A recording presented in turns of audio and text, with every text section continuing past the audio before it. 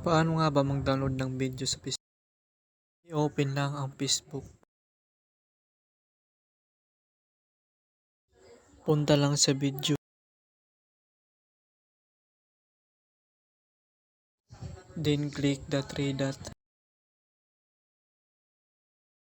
Copy link.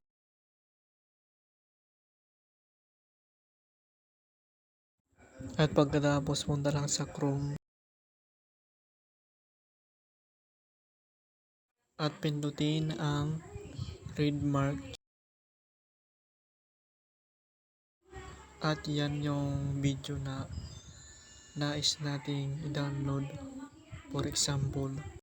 At saka click natin yung pencil. Then erase lang natin yung tatlong www.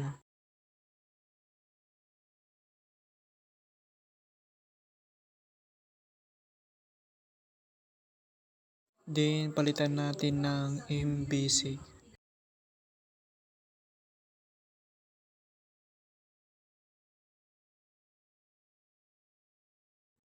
At pagkatapos, click lang natin ulit yung tatlong dot.